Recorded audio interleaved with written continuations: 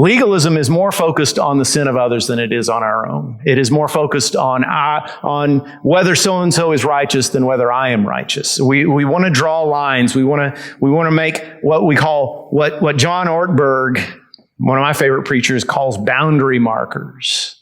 He grew up in Baptist churches in Illinois, and he said in the churches he grew up in, people could be elected to important positions, even a pastor, and still be prideful, angry all the time, lacking compassion, lacking kindness. Nobody would say a thing about it. They might say, well, pastor is, he's a pretty harsh man, but he preaches the word. I mean, you got to give him that. He preaches the word. But if that same preacher had been seen in public smoking a cigarette, he would have been fired that same day.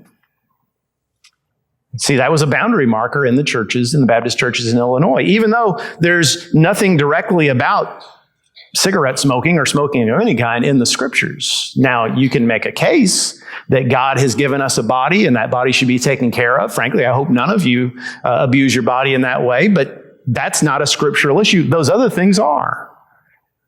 It was a boundary marker that they had constructed outside of the Word of God and said, okay, our preacher can't smoke, our deacons can't smoke, or else they're out.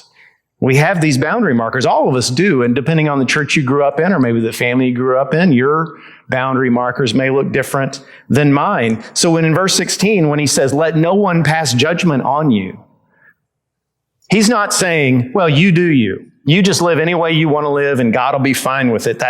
We know that's not the case. We are called to confront sin in one another.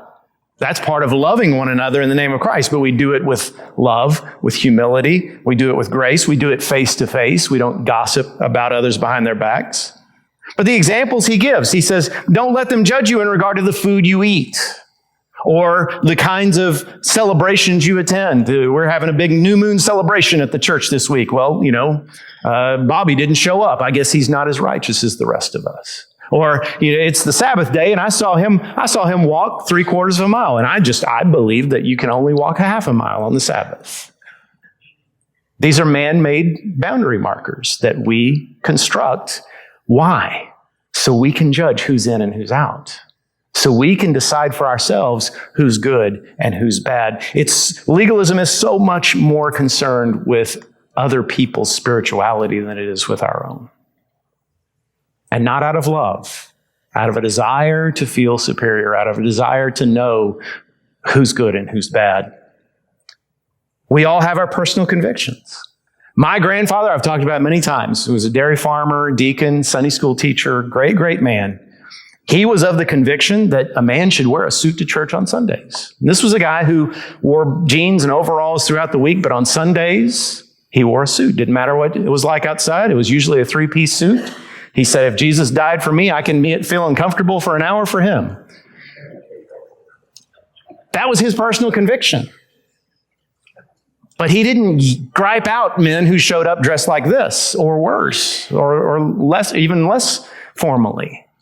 You see what I'm saying? You can have your personal convictions. I have a personal conviction that I shouldn't be on social media on Sunday mornings because it takes my focus off the Lord.